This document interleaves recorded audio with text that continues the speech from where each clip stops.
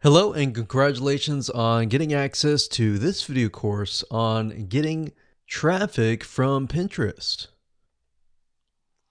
This, of course, is video number 1, which is the introduction, and we're going to dive right in. First things first, I want to talk about the mindset, and we really want to focus on quality over quantity. And what do I mean by that? What I mean is that this is not about how much traffic that you can get from your Pinterest images, but rather how much quality traffic that you can get from Pinterest. So as long as you're thinking of, okay, rather than getting thousands of traffic and thousands of visitors to my Pinterest, and while that is good, you would rather have 10 or 50 or even 100 people who are super targeted, who really want to learn more about your pin and more about what you're having to offer, rather than somebody who's just clicking to just click, if that makes sense.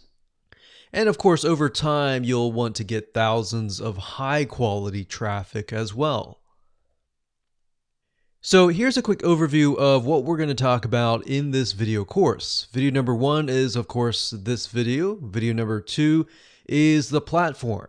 So before we can actually talk about how to get traffic from Pinterest, you first and foremost have to understand how Pinterest works. Because a lot of times we assume that all social media platforms work very, very similar. And while yes, there is an element of truth to that, the reality is that Pinterest works very different compared to that of Instagram or Facebook or YouTube or any other social media platform as well.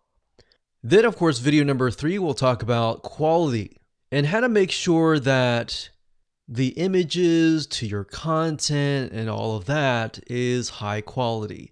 And what exactly do we mean by that? And what does the funnel look like from the point of attracting the person to pinning the image, to looking at the image, to getting them over to your content and all of that?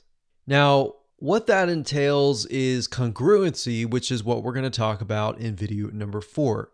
Congruency basically means that everything is consistent from the images, attracting the right person, to getting them over to the content and giving them exactly what they want and what they desire and the reason for the click in the first place.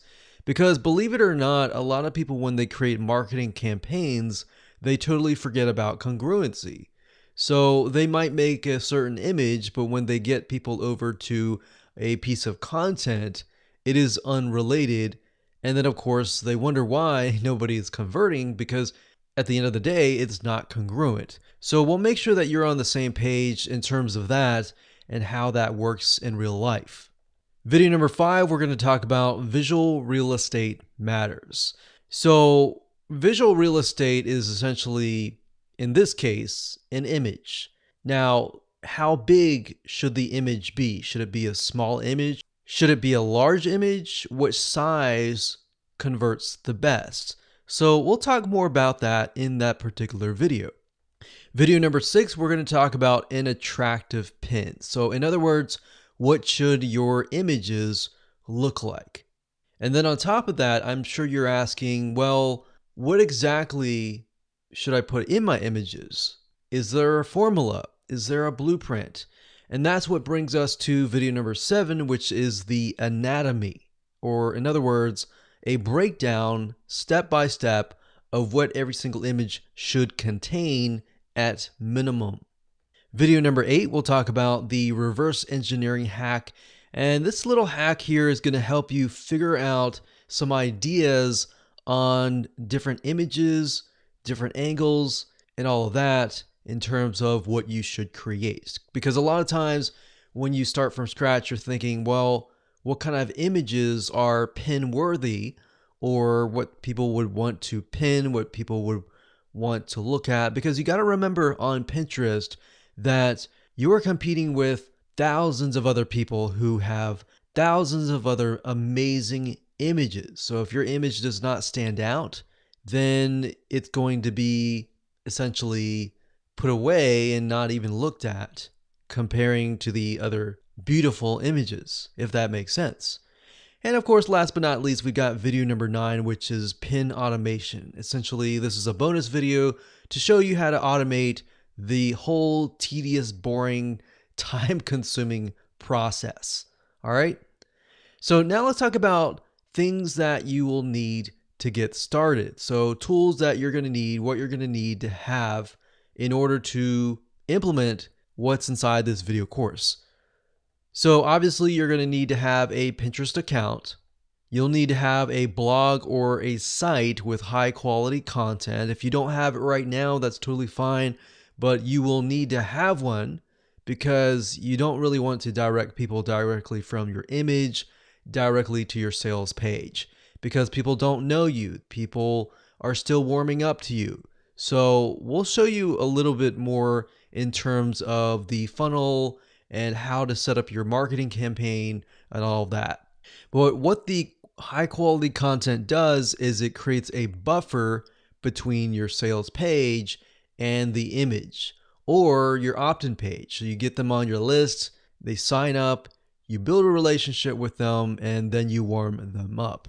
So you got to remember, these are people that you don't know. These are not people that know you. And of course, this is optional, but you'll need some money if you want to make your images look professional and appealing.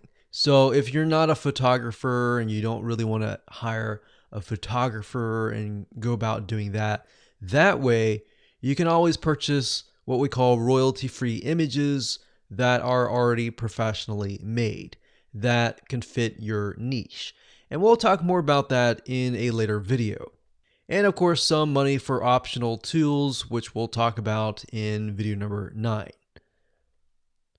All right, so with that said, let's move on to video number 2.